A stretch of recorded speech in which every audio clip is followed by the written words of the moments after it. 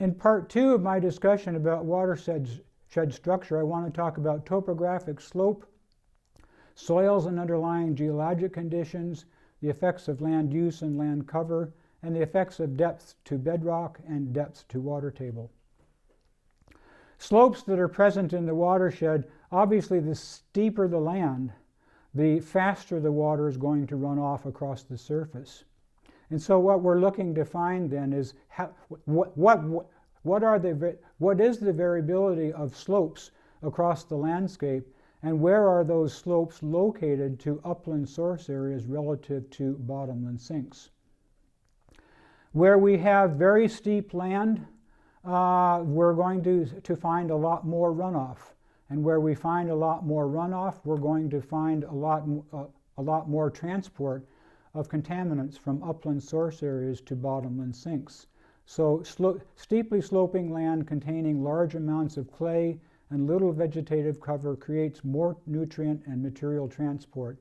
And we can see that in the diagrams on the right, where we have steep slopes on all three situations, but in the upper slide we see the underlying soil is heavy clay, which does not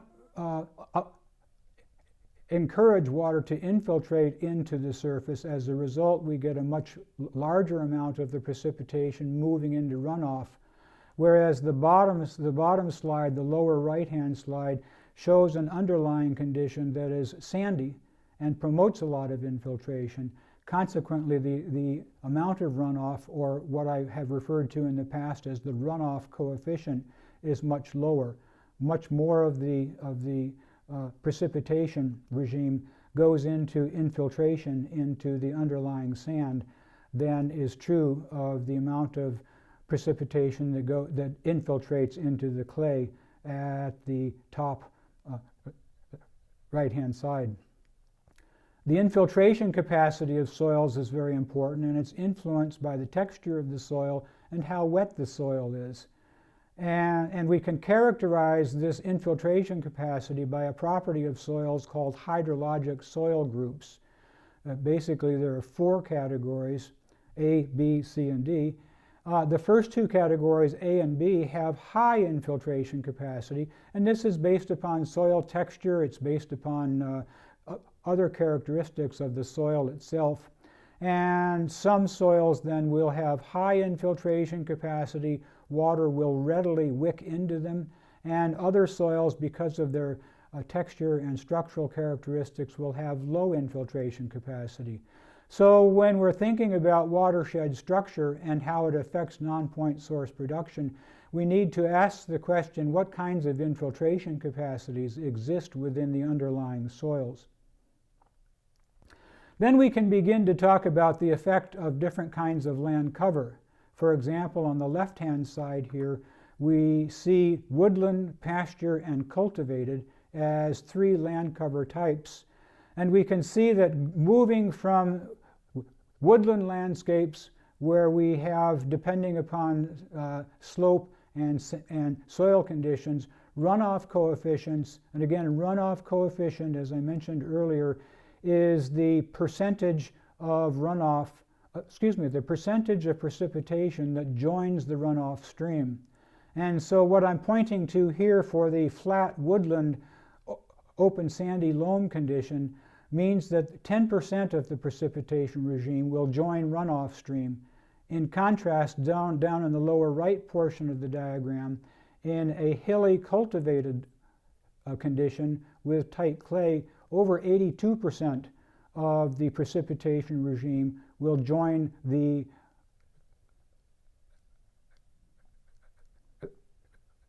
runoff. And depending upon what kind of soil conditions we have, what kind of land cover conditions we have, and what kind of slope conditions we have, we can talk about runoff coefficients that range from 0.10, which means 10% of the precipitation joins the runoff regime, to over 80%. And so the combination of cover, slope, and soil types are something we can actually map in the landscape, and we can combine different types of slopes, land cover, and soil conditions to produce a chart that looks like this. And then because we know where these different slopes are, we know where these different cover types are, we know where these different soil conditions are, we can actually map the location of each of these values in the landscape. As it turns out, forest cover types generate the least amount of nitrogen and phosphorus because they're able to retain most of the precipitation in the spot where it falls. And the principle here is getting the precipitation to infiltrate into the soil where it falls, when it falls. And in forest conditions, then, it's very possible for precipitation to immediately infiltrate the soil as soon as it hits the ground. On the other hand, when we get into urban landscapes, we get into conditions where the capacity of the runoff to infiltrate into the soil is greatly reduced. And so we wind up having a much higher load of both nitrogen and phosphorus. As it turns out, urban land uses and agricultural land uses generate, relatively speaking, about the same amount of nitrogen and phosphorus. Another factor relating to watershed structure is something called drainage density. Essentially, this is talking about what's the density of drainage channels or drain pipes in the landscape, and how does this affect the rate at which water leaves the landscape. Then we can talk about seasonal and temporal variability. In Minnesota, during the wintertime, the landscape is frozen, so the rate of infiltration, the rate of precipitation running into the soil is almost nil, and it's much higher in the summer. And then also we have a lag between the amount of precipitation that will infiltrate into a soil and length of time since the storm began, simply because the soil becomes completely saturated and is unable to infiltrate additional moisture. Finally, the last two parameters of structure are depth to bedrock and depth to water table. And as we see on the left-hand side of the upper diagram, we have a very shallow depth to bedrock and a very deep depth to bedrock on the right side. This increased depth to bedrock means that we're going to get more infiltration of surface runoff into the landscape in areas that have greater depths to bedrock than in areas where we have shallow depths to bedrock. The same can be said of depth to groundwater, depth to water table. Where we have a high depth to groundwater, we're going to have more infiltration of surface runoff. Where we have a very shallow depth to groundwater, it's going to be a